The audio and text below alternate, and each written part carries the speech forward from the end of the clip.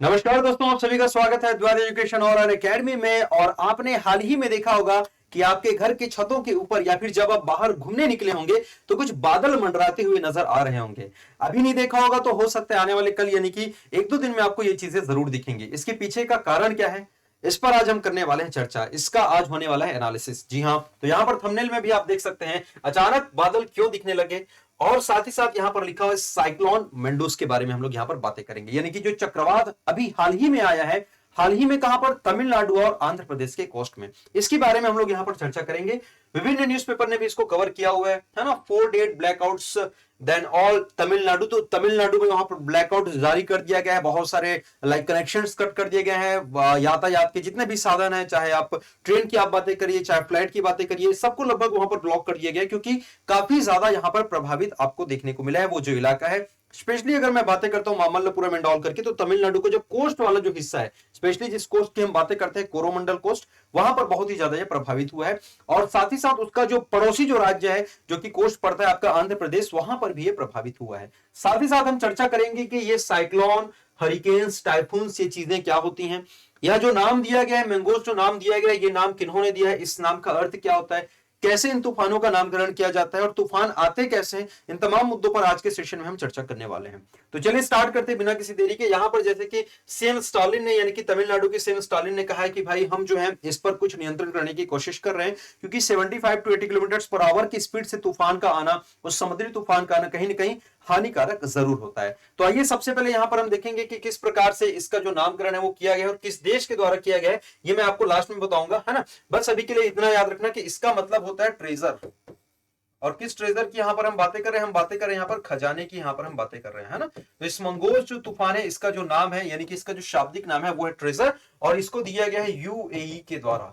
ठीक है दोस्त, यूएई देश ने जो इसका नामकरण किया है। अब आप बोलोगे सर यूएई ने क्यों किया है, मतलब ये तूफान तो हिंद महासागर वाले क्षेत्र में आ रहा है, बंगाल की खाड़ी वाले क्षेत्र में आ रहा है, फिर यूएई ने इसका नामकरण क्यों किया है, तो उसकी पूरी की पूरी स्टोरी मैं आपको बताऊंगा। पूरा का पूरा जो रीजन है, पूरा का पूरा जो कारण है, मैं यहां आपको बताने वाला हूं। हाँ, सबसे पहले यह यहां पर हम समझते हैं कि तूफान आते कैसे हैं, यानी कि साइक्लोन जनरेट कैसे होते हैं, राइट।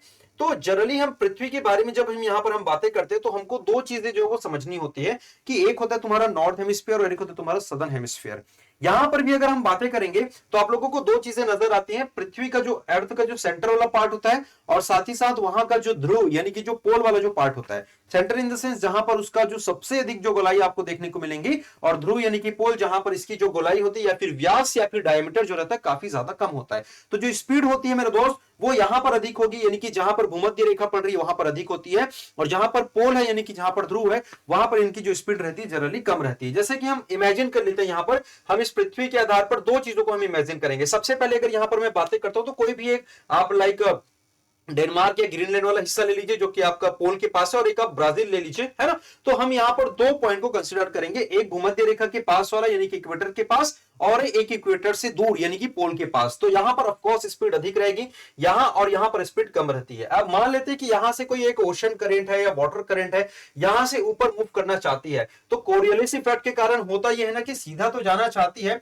बट चूंकि स्पीड यहां पर कम रहती है इसलिए राइट साइड शिफ्ट हो जाती है। सिमिलरली अगर यहां से नीचे आना चाहेगी तो इधर ना आकर के ये इस ओर शिफ्ट हो जाएगी। ये इफेक्ट जो रहता है इसको हम लोग कोरियोलिस इफेक्ट कहते हैं। साथ ही साथ एक और इफेक्ट की, मतलब सेम इफेक्ट की हम बातें करेंगे वाइस वर्सा। जब कोई वाटर करंट, ओशन करंट सीधा आना चाहती है तो सीधा ना आकर के वो इस ओर शिफ्ट हो जाती है। रीजन इज दैट कि यहाँ की स्पीड कम है और यहाँ की स्पीड ज्यादा है। तो यहां पर हम देखेंगे तो दोस्तों जैसे मैंने आप लोगों को बताया कि जब भी ऊपर से ओशन करंट आएंगे तो इस ओर शिफ्ट हो जाएंगी, और जब यहां से आएंगे तो इस ओर शिफ्ट हो जाएंगी। मतलब यहां की जो गति रहती है, यहां की जो स्पीड रहती है वो तेज होती है, नीचे की गति आपकी थोड़ी सी कम मिलेगी, और ऊपर वाला भी आपको हल्का सा इसके कंपैरिजन में तुलनात्मक रूप से आपको कम देखने को मिलेगा। सिमिलरली जब यहां से कोई ओशन करंट यहां से ऊपर की ओर जब जाना चाहेगी, यानी कि इक्वेटर से जब दूर हटेंगी, सिंपल सी बात है, इक्वेटर से जब दूर हटेंगी, चाहे नॉर्थ में हटे चाहे साउथ में हटे, तो वो राइट साइड शिफ्ट हो जाएंगी इधर, और इधर लेफ्ट साइड शिफ्ट हो जाएंगी।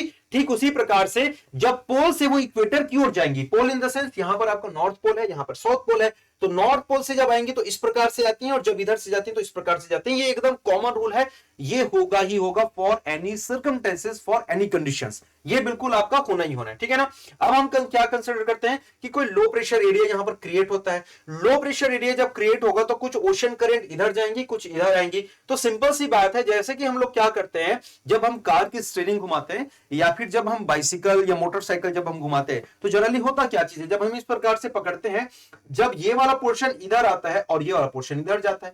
सिंपल सी बात है, जब आप पकड़े रहते हो, अगर आपने इसको यूं घुमाया इधर, अगर ये नीचे आएगा तो ऑफकोर्स ये वाला हाथ आपका ऊपर ही जाएगा, या फिर अगर आपने ऐसा घुमाया तो ये वाला हाथ ऊपर ही जाएगा। सेम चीज यहां पर आपको देखने को मिलेगा। इधर से आप देखिएगा, ऊपर से कोई ओशन करंट आ रही जिसका डायरेक्शन कुछ यूं पकड़ है इस प्रकार से, और यहां से जा रहा है कुछ उसका डायरेक्शन यूं कुछ इस प्रकार से। इसका मतलब अब ये ऐसे डायरेक्शन देने लगता है, और यही कारण है कि नॉर्दर्न हेमिस्फीयर में आने वाले जो साइक्लोन है या फिर जो तूफान है, उनका जो डायरेक्शन होता है, उनकी जो घूमने की जो दिशा होती है, वो क्लॉकवाइज ना होकर के काउंटर क्लॉकवाइज होती है, यानी कि एंटी क्लॉकवाइज, घड़ी की सुई की विपरीत दिशा में घूमेगी। ये मैंने नॉर्दर्न का बताया। सिमिलरली अगर मैं सदर्न की मैं बातें करता हूं, यानी कि दक्षिणी गोलार्ध की मैं बातें करता हूं, सेम कंसेप्ट रहेगा। अगेन यहां पर लो प्रेशर एरिया क्रिएट होगा, ऊपर से कोई ओशन करंट इधर आएगी, नीचे वाली इधर जाएगी, और इस प्रकार से अब जो डायरेक्शन है इस प्रकार से घूमने लगेगा, और ये जो डायरेक्शन हो जाता है बेटा, ये क्लॉकवाइज हो जाता है। इसलिए सदर्न हेमिस्फीयर में जो आने वाले जो तूफान है वो जनरली आप लोगों को क्लॉकवाइज देखने को मिलते हैं, है ना। तो ये चीज फैक्ट है, काफी इंपॉर्टेंट फैक्ट है, इसको याद रखना। दक्षिणी गोलार्ध सदर्न हेमिस्फीयर में जो रहेंगे वो आपके क्लॉकवाइज रहेंगे, यानी कि घड़ी की सुई की दिशा में होंगे, और जो उत्तरी गोलार्ध में जो आपको देखने को मिलेगा वो घड़ी की सुई की विपरीत दिशा में आपको देखने को मिलेगा। तो ये काफी इंपॉर्टेंट फैक्ट है जो मैंने बताया, पेपर में पूछा जा सकता है, लेकिन आज आपने जाना कि सर ऐसा होता क्यों, एनिमेशन के माध्यम से मैंने बताया। अब बड़ा प्रश्न यह है कि सर ये जो नाम रखा जाता है वो कैसे रखा जाता है, तो यहां पर इंग्लिश में दिया गया है, इसका हिंदी रूपांतरण आइए मैं यहां पर आप लोगों को दिखाता हूं। जनरली होता यह है ना कि यहां पर एक पैनल होता है दोस्त, जिसको हम लोग जानते हैं यहाँ पे, है ना, ESCAP, है ना, यानी कि सामाजिक आर्थिक और सामाजिक आयोग एशिया प्रशांत, इनके द्वारा क्या किए जाते हैं, तय किए जाते हैं। टोटल नंबर ऑफ नेशंस की मैं बातें करता हूं तो कितने हैं दोस्त, यहाँ पर 13 नेशंस है, यानी कि 13 देश है। कौन कौन है 13 देश, यहाँ पर आप नाम देख सकते हैं, you can see from here, India, Bangladesh, Myanmar, ठीक है, Pakistan, Maldives, Oman, Sri Lanka, Thailand, Iran, Qatar, Saudi Arabia, United Arab Emirates and Yemen. इसका मतलब सर यह जो नाम दिया गया है अभी UAE के द्वारा दिया गया है। अब अगला जो नाम दिया जाएगा या अगला जो तूफान आएगा जिसका नामकरण कर दिया गया है, मैं बताऊंगा लास्ट में आप लोगों को, वो किया जाएगा यमन के द्वारा। किसके द्वारा, यमन के द्वारा, ठीक है ना। अब समझिएगा सर ये कैसे होता है। सबसे पहले तो आपने बताया, सबसे पहले आपने तो देखा यहां पर कि ये कुल 13 जो देश रहेंगे, ये कहां पर आने वाले, क्या पूरी दुनिया में आने वाले तूफान का करेंगे क्या नामकरण, नहीं, पूरे वर्ल्ड में आने वाले आपके साइक्लोन का नहीं करेंगे। ये आपका अरब सागर वाले में, साथ ही साथ इंडियन ओशियन यानी कि हिंद महासागर वाले में, और बे ऑफ बंगाल, इन क्षेत्रों में आने वाले जितने भी तूफान हैं इनका नामकरण जो है इनके द्वारा किया जाएगा, इन 13 देशों के द्वारा जो है वो किया जाएगा।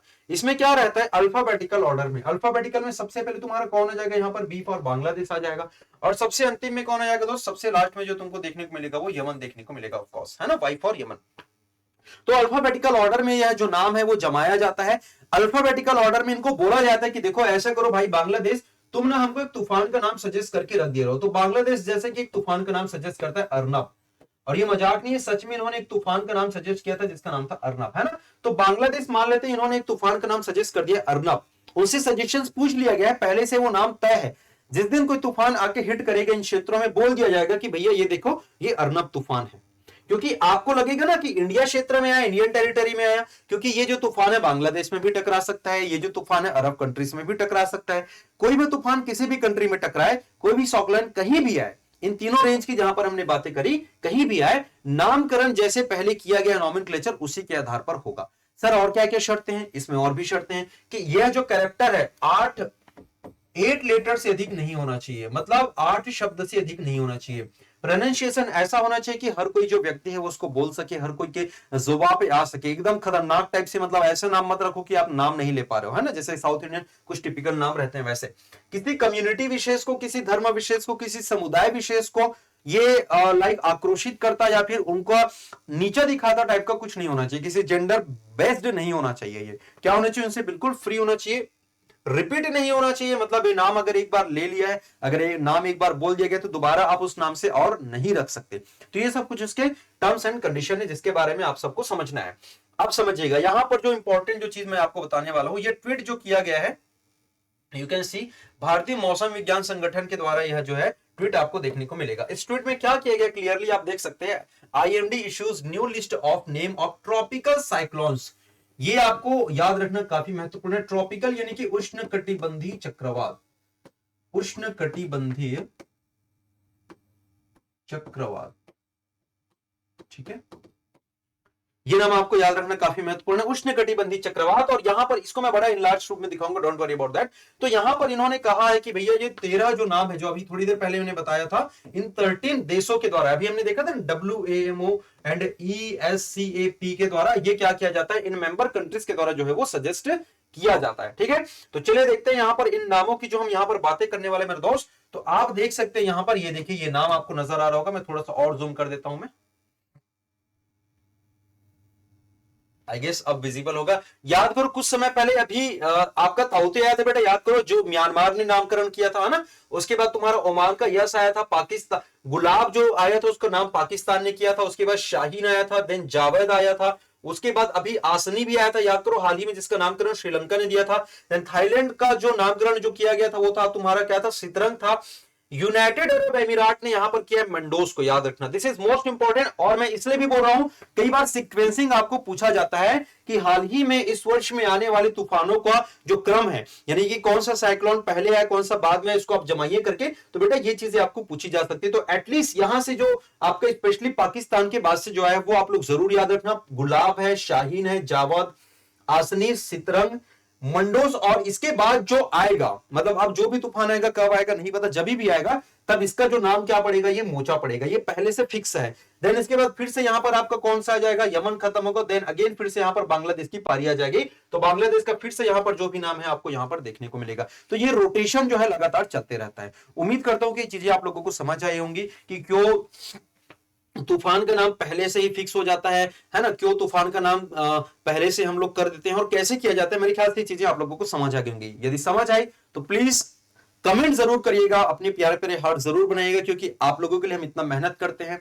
तो आप लोग भी थोड़ा सा अपना प्यार, थोड़ा सा अपना सपोर्ट आप जरूर दीजिएगा, है ना। तो प्यारे प्यारे हार्ट जरूर बना देना, लिख देना सर कैसी लगी आज का यह जो सेशन है। अभी और भी इंपॉर्टेंट फैक्ट बताऊंगा, 2 मिनट रुकिएगा, आप कमेंट जरूर करिएगा, और प्लीज लाइक और शेयर जरूर करना यार, है ना, लाइक और शेयर जरूर करिएगा आप लोग, ठीक है। चलिए आगे यहां से हम चीज आपको कुछ बताने वाले हैं। जैसे कि मैंने आप लोगों से कहा था कि स्टार्टिंग में कि यार अलग अलग क्षेत्रों के जो नाम है अलग अलग रूपों में किया जाता है। जैसे यहां पर आप लोगों को अमेरिका देखने को मिलेगा, राइट, ये तुम्हारा नॉर्थ अमेरिका हो जाएगा, इधर से तुम्हारा साउथ अमेरिका हो जाएगा। तो नॉर्थ अमेरिका का ये वाला जो हिस्सा है इसको हम लोग जानते हैं ईस्टर्न पैसिफिक, यानी कि पूर्वी प्रशांत महासागर, और इसको हम लोग जानते हैं अटलांटिक, अटलांटिक। तो जो यहां पर जो तूफान आते हैं इधर और इधर, इनको हम लोग जानते हैं बेटा हरिकेन के रूप में, याद रखना, किन के रूप में, हरिकेन के रूप में। उसी प्रकार से जब यहां पर इस ओर जो देखने को मिलेगा इस प्रशांत महासागर में, जिसको हम लोग पश्चिमी प्रशांत महासागर कहते हैं, जो कि एशिया के इस तरफ होता है, यानी कि जापान वाला जो रेंज, इसको हम लोग जानते हैं टाइफून के रूप में। किसके रूप में, टाइफून के रूप में। वहीं आपका इधर इंडियन ओशियन वाले रेंज में जो देखने को मिलता है, नीचे अफ्रीका वाले रेंज में, इसको हम लोग साइक्लोन के रूप में जानते हैं, साइक्लोन, ठीक है ना, साइक्लोन।